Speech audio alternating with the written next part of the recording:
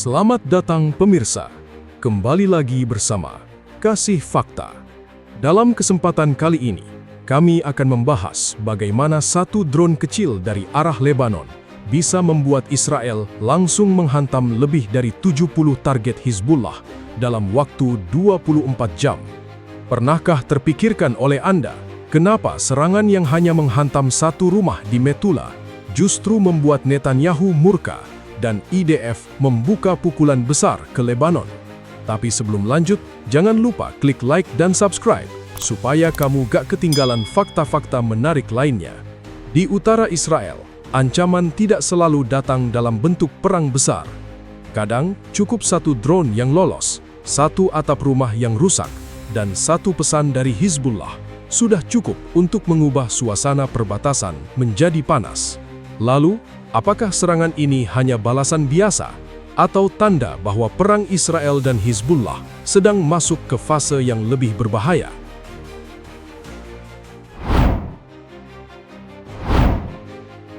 Pada 25 Mei 2026, langit utara Israel kembali berubah tegang. Di Metula, sebuah kota kecil yang berdiri sangat dekat dengan perbatasan Lebanon, sebuah drone dari arah Hizbullah menghantam atap rumah warga. Tidak ada gedung runtuh, tidak ada ledakan besar yang mengguncang seluruh kota. Tapi bagi Israel, serangan ini tidak bisa dianggap kecil. Metula bukan sekadar nama di peta, kota ini berada di garis depan, tepat di sisi paling sensitif antara Israel dan Lebanon. Warga yang tinggal di sana hidup dengan perasaan waspada hampir setiap hari. Mereka tahu, dari arah utara, ancaman bisa datang kapan saja. Kadang berupa roket, kadang berupa sirene panjang, kadang berupa suara drone yang sulit ditebak arahnya. Ketika drone itu menghantam rumah di Metula pada 25 Mei 2026, pesan yang terbaca jauh lebih besar daripada kerusakan fisiknya. Hizbullah seperti ingin menunjukkan bahwa wilayah utara Israel masih bisa disentuh. Rumah warga masih bisa dijangkau. Perbatasan masih bisa diganggu. Dan rasa aman yang ingin dibangun Israel belum benar-benar pulih. Yang membuat situasi semakin serius, insiden Metula tidak terjadi sendirian. Pada hari yang sama, 25 Mei 2026, serangan lain juga merusak sebuah halte bus sekolah di Shomera, desa perbatasan Israel yang juga dekat dengan Lebanon. Bayangkan suasananya. Tempat yang biasa dipakai anak sekolah menunggu bus tiba, tiba-tiba berubah menjadi bukti bahwa perang masih bisa menyentuh ruang sipil. Sehari sebelumnya, pada 24 Mei 2026, seorang tentara Israel juga tewas akibat serangan drone bunuh diri. Jadi ketika rumah di Metula terkena drone, Israel tidak melihatnya sebagai satu insiden terpisah. Ini dianggap sebagai rangkaian tekanan.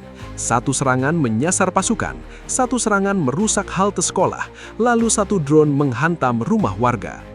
Dari sinilah suasana di utara Israel menjadi semakin panas, bukan karena satu titik rusak, tetapi karena pola ancamannya terlihat bergerak. Hizbullah tidak perlu menembakkan ratusan roket untuk membuat warga gelisah. Cukup satu drone yang lolos, satu rumah yang terkena, dan satu kawasan perbatasan kembali merasa bahwa bahaya masih berdiri sangat dekat. Bagi warga Metula, Shomera, dan komunitas perbatasan lainnya, ancaman seperti ini tidak hanya terasa di berita. Ancaman itu ada di atas kepala mereka. Setiap suara dari langit bisa memicu kepanikan. Setiap sirene bisa membuat keluarga berlari mencari tempat berlindung. Setiap kabar serangan membuat mereka kembali bertanya apakah rumah mereka masih aman sampai malam tiba. Bagi pemerintah Israel, kondisi seperti ini tidak bisa dibiarkan menjadi rutinitas. Jika Hizbullah terus mampu mengirim drone dari Lebanon, maka utara Israel akan terus hidup dalam tekanan. Dan jika warga perbatasan terus merasa tidak aman, maka persoalannya tidak lagi hanya militer. Ini sudah menyentuh kepercayaan publik terhadap kemampuan negara melindungi rakyatnya. Pada titik itulah, serangan drone ke Metula berubah menjadi pemicu. Kerusakannya mungkin terbatas, tetapi maknanya tajam. Hizbullah seolah mengirim sinyal bahwa mereka belum mundur dari permainan. Mereka masih bisa menekan, mereka masih bisa mengganggu. mereka masih bisa membuat utara Israel tidak tenang. Dan dari satu atap rumah yang rusak di Metura, nada Israel mulai berubah keras. Sebab bagi Israel, pesan seperti itu tak bisa dibiarkan tanpa jawaban militer jelas.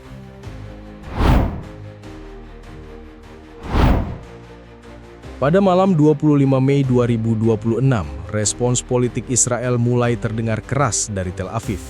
Benjamin Netanyahu muncul lewat video singkat dengan wajah tegang dan suara tegas.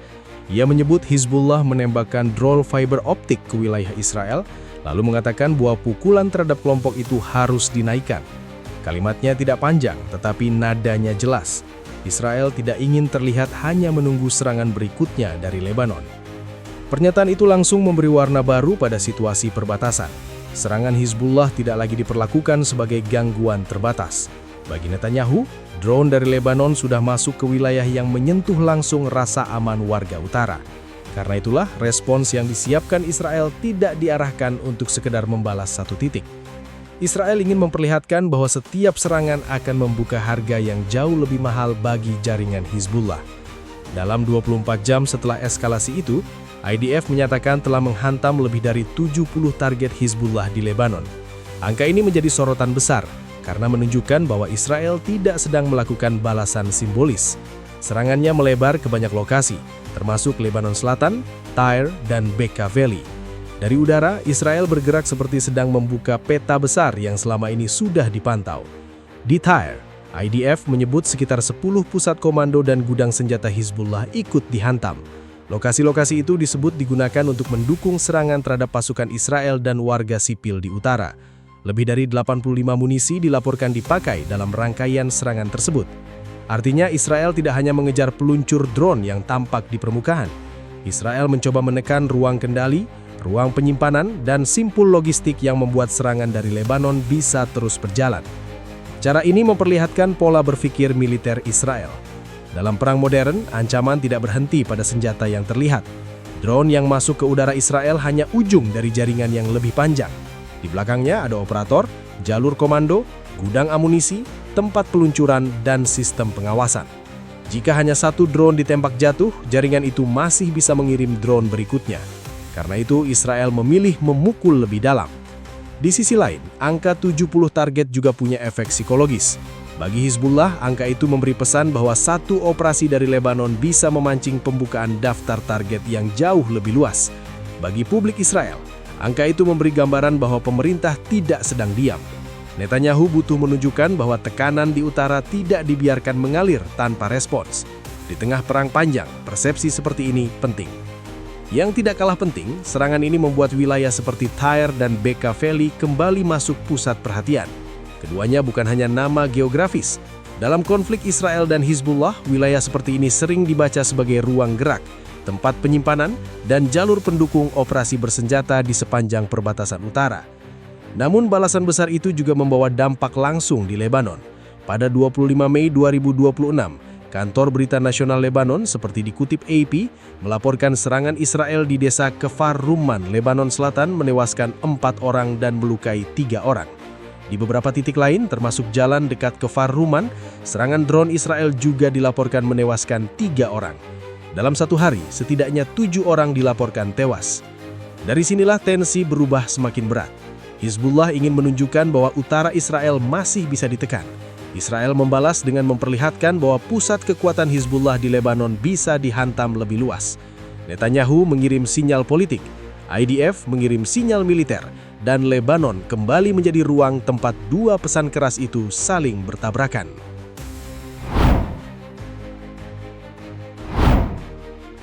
Yang membuat situasi ini semakin sensitif adalah waktunya.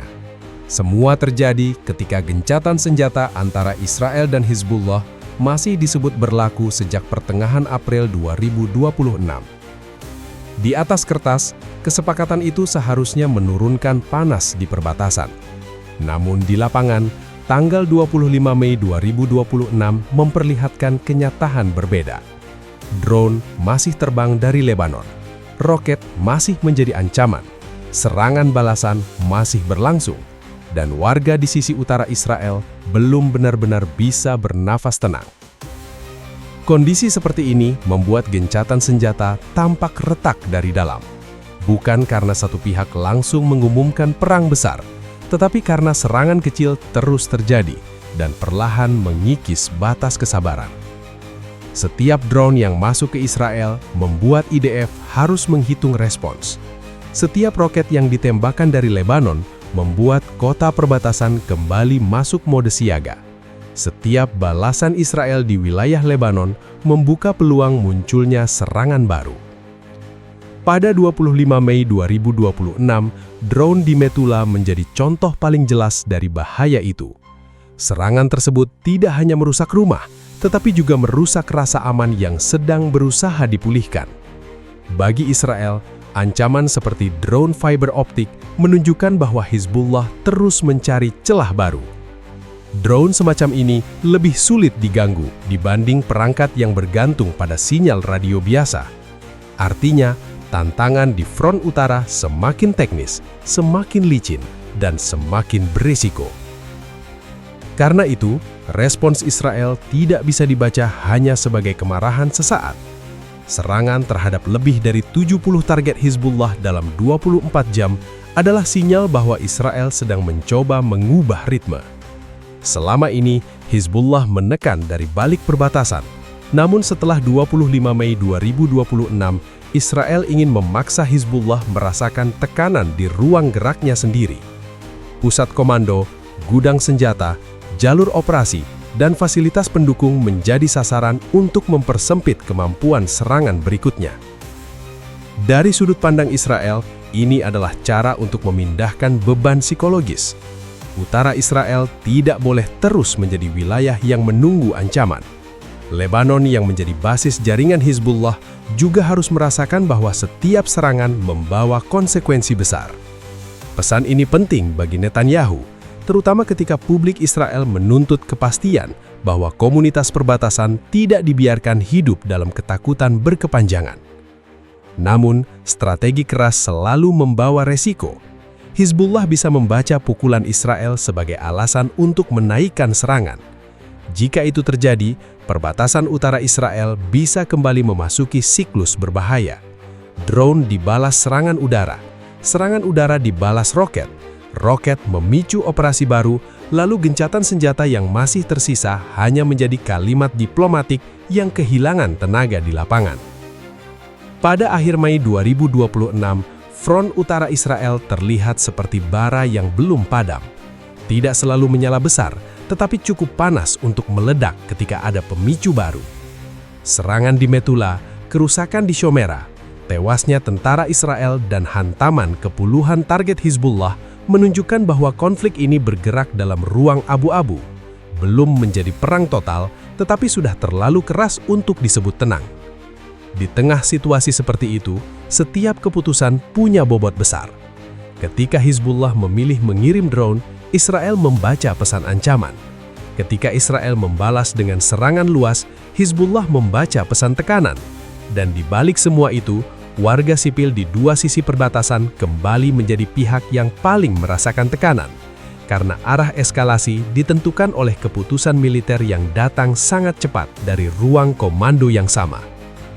Perbatasan pun berubah menjadi arena saling uji, tempat satu langkah kecil bisa membuka reaksi berantai yang jauh lebih besar. Dari Metula sampai Lebanon Selatan, dari satu drone hingga puluhan target yang dihantam. Rangkaian peristiwa ini memperlihatkan bahwa front utara Israel belum benar-benar tenang. Gencatan senjata mungkin masih disebut berlaku di meja diplomasi, tetapi di lapangan, suara drone, sirene, dan serangan udara menunjukkan kenyataan yang jauh lebih keras. Bagi Israel, serangan Hizbullah ke wilayah utara bukan hanya gangguan kecil. Itu adalah pesan bahwa ancaman dari Lebanon masih hidup. Dan bagi Hizbullah, balasan besar Israel menjadi peringatan bahwa setiap serangan bisa membuka harga yang jauh lebih mahal. Pada akhirnya, konflik ini bukan hanya soal siapa yang menembakkan drone lebih dulu atau siapa yang membalas lebih keras. Ini tentang sebuah perbatasan yang terus menyimpan bara, tentang warga sipil yang hidup di bawah tekanan, dan tentang kawasan yang bisa kembali meledak hanya karena satu pemicu kecil. Demikian pembahasan kali ini. Jangan lupa subscribe ke channel Kasih Fakta dan aktifkan lonceng notifikasi agar kamu tidak ketinggalan fakta menarik lainnya.